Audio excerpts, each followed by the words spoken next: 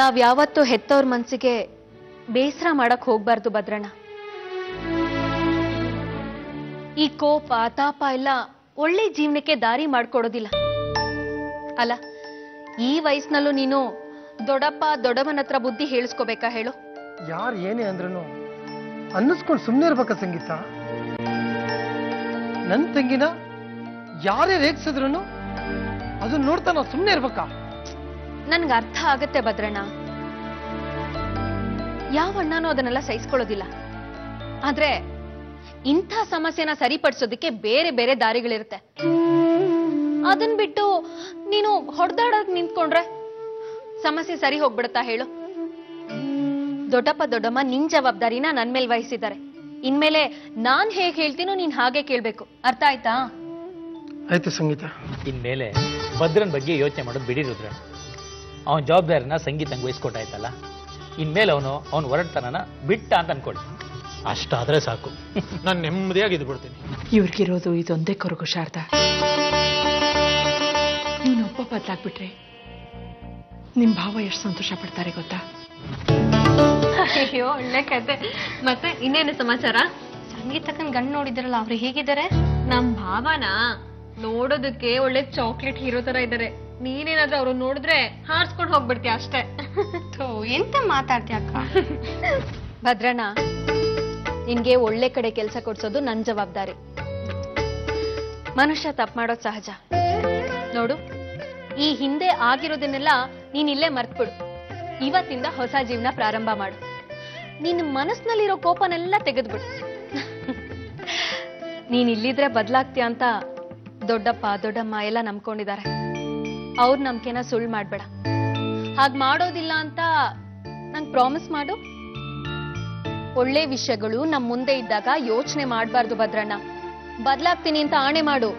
ಇನ್ಮೇಲೆ ಹೊಸ ಭದ್ರನ್ನ ಬದಲಾಗ್ತೀನಿ. ನಿನ್ನ ಮಾತೆ ಕೇಳ್ತೀನಿ ಸಂಗೀತ.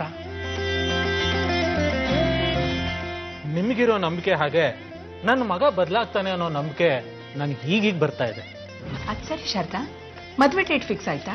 ಇಲ್ಲ ಅಕ್ಕ, ನಿಶ್ಚಿತಾರ್ಥದ ದಿನನೇ ಮದ್ವೆ ದಿನನೂ ಗೊತ್ತು ಮಾಡ್ತೀವಿ. ಶಾರದಾ, ನೋಡ್ತಾ ಇರು, ಎಂಗೇಜ್ಮೆಂಟ್ ಅಲ್ಲಿ ಮದ್ವೆಲಿ ನಿನಗೇನು ಕೆಲಸ ಹೇಳಲ್ಲ. ಎಲ್ಲ ಕೆಲಸನೂ ನಾನೇ ನೋಡ್ಕೋತೀನಿ. ಇದಕ್ಕಿಂತ ಸಂತೋಷದ ವಿಷಯ ಇನ್ನೇನಿದೆ ಅಕ್ಕ?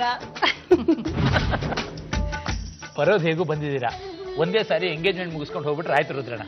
ಹಾಗೆ ಆಗ್ಲಿ ಬಿಡು. ದೇವ್ರೆ, ನಾನಿಂಥ ಕಠಿಣವಾದ ನಿರ್ಧಾರ ತಗೊಳ್ಳೋದಕ್ಕೆ ಬಲವಾದ ಕಾರಣಗಳಿವೆ. ಎಲ್ಲರನ್ನು ಜೊತೆಲೇ ಇಟ್ಕೋಬೇಕಾದ ನಾನೇ ತಪ್ಪು ಮಾಡ್ತಿದ್ದೀನಿ ಅಂತ ತಿಳಿಬೇಡ.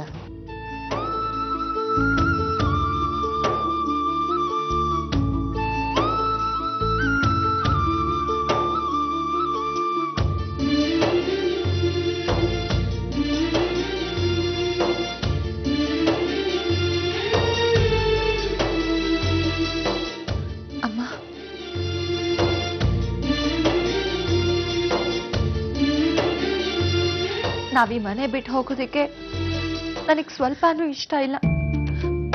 ಹೇಗಾದ್ರೂ ಮಾಡಿ ಅಜ್ಜಿ ಹತ್ರ ನಾವಿಲ್ಲೇ ಇರೋದಕ್ಕೆ ಒಪ್ಸು. ಬೇಡ ರಾಶಿ, ಅಮ್ಮ ತೀರ್ಮಾನ ತಗೊಂಡಿರೋದು ಸರಿಯಾಗೇ ಇದೆ. ನಾವು ಬೇರೆ ಮನೆಗೆ ಹೋದ್ರೇನೆ ನಮ್ ಜೀವನ ಸರಿ ಹೋಗೋದು. ನಾವೀ ಮನೆ ಬಿಟ್ಟು ಹೋಗೋದ್ರಿಂದ ಹೇಗಮ್ಮ ನಮ್ ಜೀವನ ಚೆನ್ನಾಗಿರುತ್ತೆ?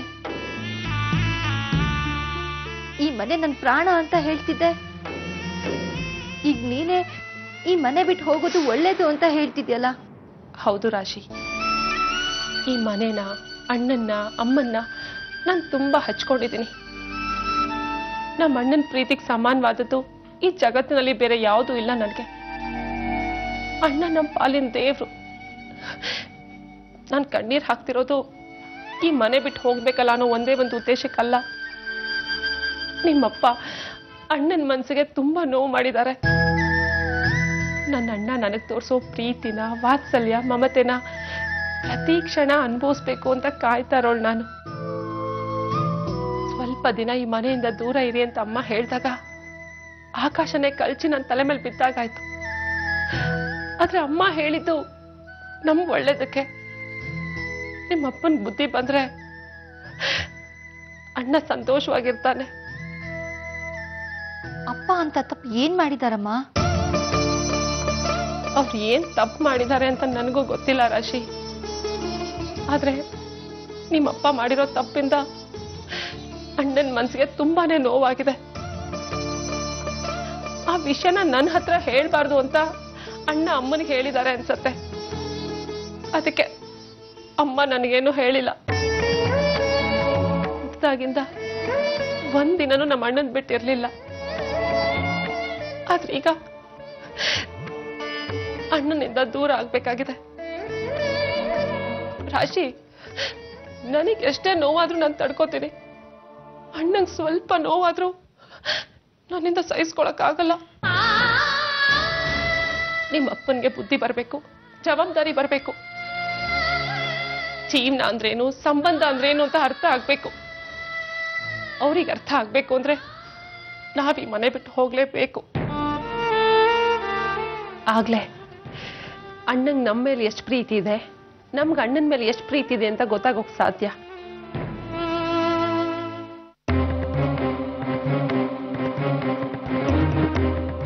ಹೋಗಿ ನಾವು ಇದೇ ಮನೇಲಿ ಇರ್ತೀವಿ ಅಂತ ಕೇಳೋದ್ ಬಿಟ್ಟು ಹೀಗಿಬ್ರು ಅಳ್ತಾ ಇದ್ದೀರಲ್ಲ, ಬುದ್ಧಿ ಇದೆಯಾ ನಿಮಗೆ?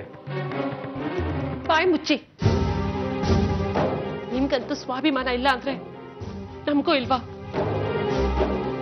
ಅವರೇ ಬಾಯಿ ಬಿಟ್ಟು ಮನೆಯಿಂದ ಆಚೆ ಹೋಗಿ ಅಂತ ಹೇಳಿದ್ಮೇಲೂ ಯಾವ ಮುಖ ಇಟ್ಕೊಂಡು ಇಲ್ಲೇ ಇರ್ತೀರಾ? ಇನ್ಯಾವ ಮುಖ ಇಟ್ಕೊಂಡಿರ್ಲಿ, ಹೊರಗಡೆ ಹೋದ್ರೆ ಬದುಕೋದು ಎಷ್ಟು ಕಷ್ಟ ಅಂತ ಗೊತ್ತಾ ನಿನಗೆ? ಗಂಡ್ಸ ನೀವು? ಹೆಂಡತಿ ಮಕ್ಳನ್ನ ಸಾಕೋಷ್ಟು ತಾಕತ್ತಿಲ್ವಾ ನಿಮ್ಗೆ? ನಾನು ಸ್ವತಂತ್ರವಾಗಿ ಬದುಕಬಲ್ಲೆ ಅನ್ನೋದನ್ನ ಸಾಕ್ಷಿ ನಮ್ಮ ಅಣ್ಣಂಗೆ ತೋರಿಸಿ, ಆಗ ಅವರೇ ಬೆಲೆ ಕೊಟ್ಟು ಈ ಮನೆಗೆ ವಾಪಸ್ ಕರ್ಕೊಂಡು ಬರ್ತಾರೆ. ರಾಜಕೀಯ ಅನ್ನೋದನ್ನ ಮರ್ತು ಬದುಕೋ ಬದಲು ಸ್ವಾಭಿಮಾನನ ಹುಡ್ಕೊಂಡು ಬದುಕಿ ನಮ್ಮನ್ನು ಬಾಳ್ಸಿ. ಈ ಮನೇಲಿ ಎಲ್ಲರೂ ನನಗೆ ಉಪದೇಶ ಮಾಡೋರು ಆಗ್ಬಿಟ್ರು.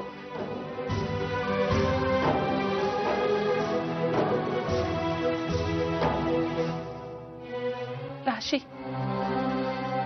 ಒಂದ್ ಹೆಣ್ಣಿನ ಜೀವನ ಚೆನ್ನಾಗಿರ್ಬೇಕು ಅಂದ್ರೆ ಅವಳು ಗಂಡ ಆದವನ್ಗೆ ಸ್ವಾಭಿಮಾನದ ಅರ್ಥ ಗೊತ್ತಿರ್ಬೇಕು. ಅದನ್ನ ನಾವ್ ಇವ್ರಿಗೆ ತಿಳಿಸೋಕೋಸ್ಕರನೇ ಮನೆ ಬಿಟ್ಟು ದೂರ ಹೋಗ್ತಿರೋದು.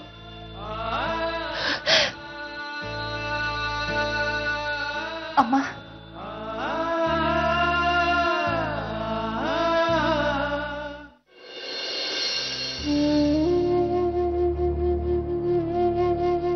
ಶ್ರುತಿ, ಎಲ್ಲರೂ ಒಟ್ಟಿಗೆ ಇರಬೇಕು ಅಂತ ಯಾವಾಗಲೂ ಆಸೆ ಪಡ್ತಾ ಇದ್ದೆ.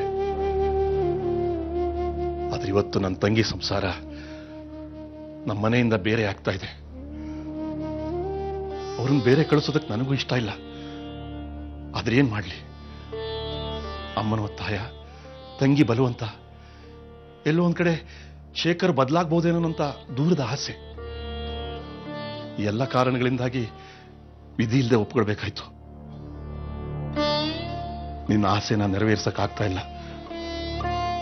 ದಯವಿಟ್ಟು ನನ್ನ ಕ್ಷಮಿಸ್ಬಿಡು. ತುಂಬಾ ದುಃಖ ಆಗ್ತಾ ಇದೆಯಾ? ನನ್ ಪ್ರಾಣನೇ ಹೋದಾಗ ಆಗ್ತಿದೆ ಅಜ್ಜಿ. ನಿಮ್ಮನ್ನೆಲ್ಲ ಬಿಟ್ಟು ಹೋಗೋದಿಕ್ಕೆ ನನ್ನಿಂದ ಆಗ್ತಿಲ್ಲ. ಅಯ್ಯೋ ನನ್ ಕಂದ, ನೀವೇನು ಶಾಶ್ವತವಾಗಿ ಈ ಮನೆಯಿಂದ ಹೋಗ್ತಿಲ್ಲಮ್ಮ, ತಾತ್ಕಾಲಿಕ ಅಷ್ಟೇ. ಏನೇ ಆದ್ರೂ ನನ್ನಿಂದ. ಅಳಬೇಡ ರಾಶಿ, ಇದೆಲ್ಲ ಸ್ವಲ್ಪ ದಿನ ಅಷ್ಟೇ. ಆಮೇಲೆ ನಾನೇ ಬಂದು ನಿಮ್ಮನ್ನಿಲ್ಲಿ ಕರ್ಕೊಂಡ್ಬರ್ತೀನಿ. ಬೇಗ ಕರ್ಕೊಂಡ್ಬರ್ಬೇಕು. ಖಂಡಿತ ಕರ್ಕೊಂಡ್ಬರ್ತೀನಿ. ನಿಮ್ಮನ್ನೆಲ್ಲ ಬಿಟ್ಟಿರೋದಕ್ಕೆ ನನ್ನಿಂದ ಸಾಧ್ಯ ಆಗಲ್ಲಮ್ಮ. ಆದ್ರೆ ಏನ್ ಮಾಡೋದು, ಪರಿಸ್ಥಿತಿ ಹೀಗಿದೆ, ಅನುಭವಿಸ್ಲೇಬೇಕು. ನಮ್ಮ ಉದ್ದೇಶ ಏನಂದ್ರೆ ನಿಮ್ಮ ಅಪ್ಪ ಬದಲಾಗಬೇಕು. ಅಮಿತಾ ನಿಮ್ಗೆಲ್ಲ ಹೇಳಿದ್ದಾಳಲ್ಲ. ರಾಶಿ, ನಿನ್ಗೇನೇ ತೊಂದರೆ ಆದ್ರೂ ತಕ್ಷಣ ಈ ಅಜ್ಜಿಗೆ ಫೋನ್ ಮಾಡು. ನೋಡು, ಈ ದುಡ್ಡು ಇಟ್ಕೋ, ನಿನ್ ಖರ್ಚಿಗಾಗುತ್ತೆ. ನನಗ್ ಬೇಡ ಅಜ್ಜಿ. ಬೇಡ ಅಂತ ಹೇಳ್ಬಾರ್ದು. ನಡಿ, ಕೆಳಗಡೆ ಎಲ್ಲರೂ ಕಾಯ್ತಿದ್ದಾರೆ, ಹೋಗೋಣ ಬಾ.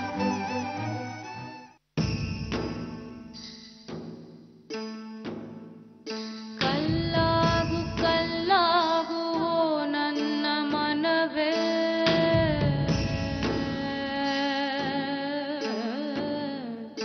ಕಲ್ಲಾಗು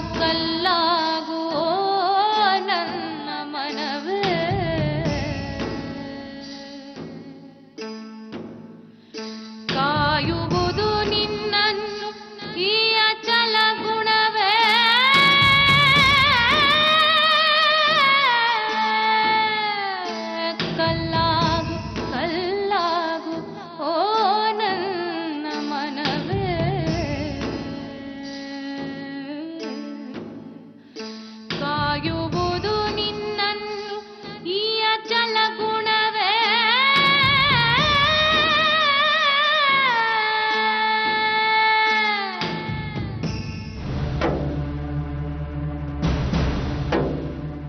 ಶೇಖರ ತಗೋ, ಇದು ಮನೆ ಬೀಗದ ಕೈ ಅಡ್ರೆಸ್ಸು. ಜಯರಾಮ ನಿನ್ನ ಸಂಬಳಕ್ಕೆ ತಕ್ಕ ಹಾಗೆ ಮನೆ ಮಾಡಿದ್ದಾನೆ. ಇನ್ಮೇಲೆ ನಿನ್ನ ಸಂಸಾರನ ನೀನೇ ನಿಭಾಯಿಸ್ಬೇಕು, ಮನೆ ಬಾಡಿಗೆನ ನೀನೇ ಕಟ್ಟಬೇಕು, ನಿನ್ನ ಮಗಳನ್ನ ನಿನ್ನ ಸಂಬಳದಲ್ಲೇ ಓದಿಸ್ಬೇಕು.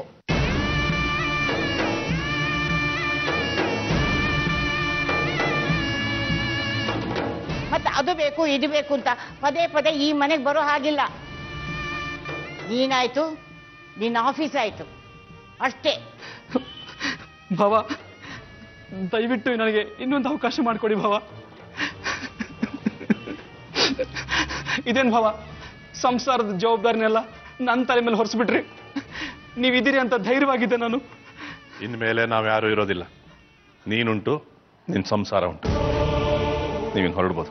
ಭಾವ ಬೇಡ ಭಾವ, ನಿನ್ನ ತಂಗಿ ಕಷ್ಟ ಆಗುತ್ತೆ.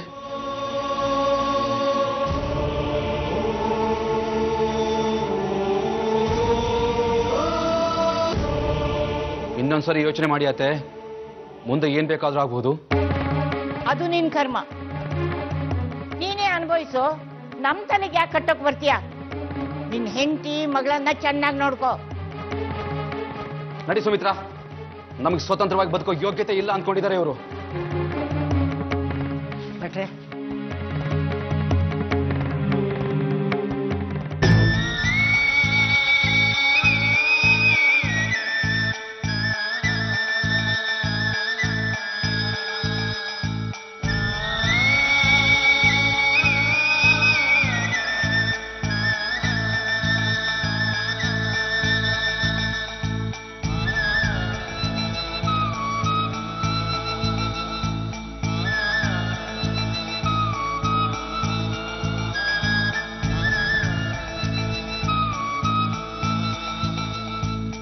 ಅಮ್ಮ, ಅಣ್ಣ, ನಾವು ಹೋಗಿ ಬರ್ತೀವಿ.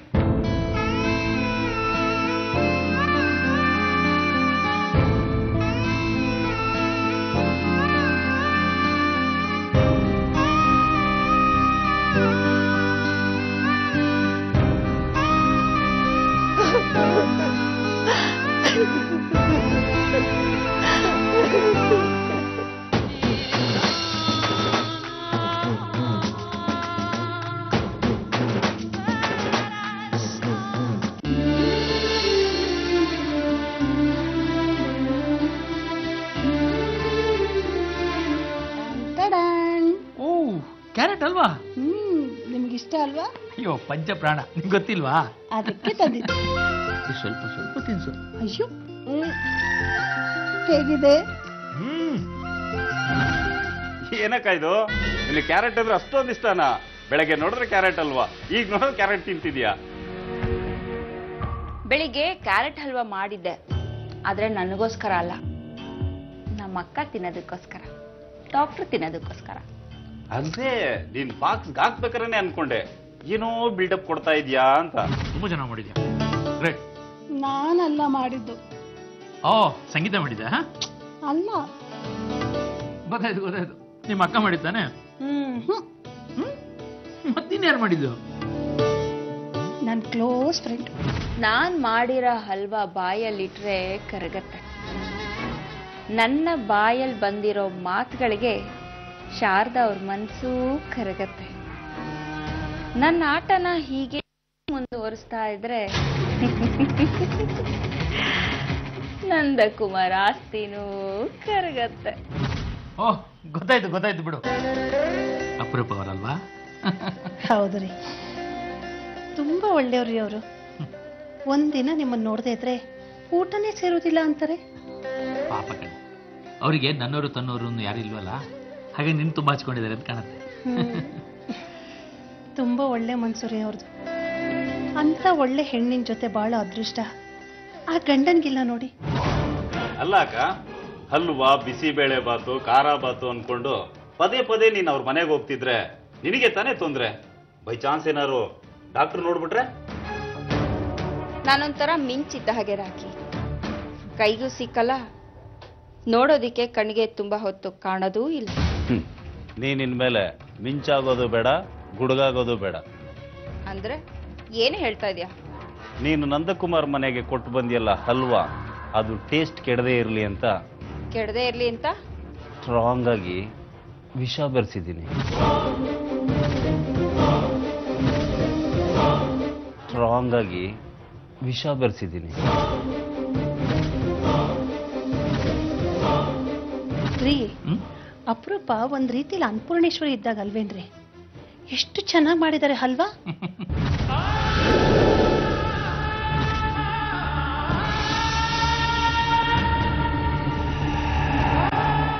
ಆ ವಿಷ ಬೆರೆಸಿದ ಹಲ್ವಾ ತಿಂದ ನಂದಕುಮಾರ್ ಫ್ಯಾಮಿಲಿ ಇಷ್ಟೊತ್ತಿಗೆ ಮಟಾಶ್ ಆಗೋಗಿರೋ. ಯಾವ ಹಾಸ್ಪಿಟಲ್ನಲ್ಲಿ ಪೋಸ್ಟ್ ಮಾರ್ಟಮ್ ನಡೀತಿದೆಯೋ ಏನೋ.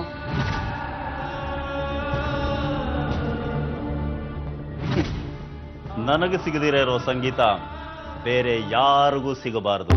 ಮತ್ತೆ ಅವರ ಫ್ಯಾಮಿಲಿಯಿಂದ ಒಬ್ರು ಬದುಕಿರಬಾರದು. ಅಯ್ಯೋ ಪಾಪಿ, ಎಂತ ಕೆಲಸ ಮಾಡ್ಬಿಟ್ಟಿಯೋ?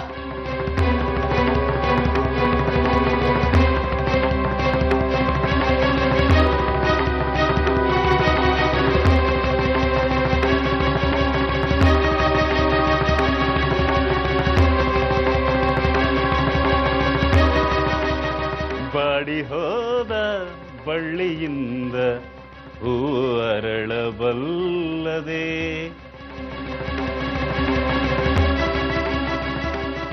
ಹಲ್ವ ತಿಂದ ಡೆಡ್ಡು ಬಾಡಿ ಮತ್ತೆ ಬದುಕಿ ಬರುವುದೇ. ಅಯ್ಯೋ ಪಾಪಿ, ಅನ್ಯಾಯವಾಗ ನನ್ನ ಜೈಲಿಗೆ ಹೋಗುವಾಗ ಮಾಡ್ಬಿಟ್ಟಿಯಲ್ಲ, ಮಾಡ್ತೀಯಲ್ಲ? ಹೊಡಿಯೋದಲ್ಲ, ನೀನೇನ ಕೊಂದು ಬಿಡ್ತೀನಿ. ಯಾಕಾಗ ಹೊಡಿತೀಯಾ? ಏಪ್ರಿಲ್ 1 ಕತ್ತು ಫುಲ್ ಮಾಡಕ್ಕಾಗ್ಲಿಲ್ಲ, ಅದಕ್ಕೆ ಇವತ್ತು ಮಾಡಿದೆ.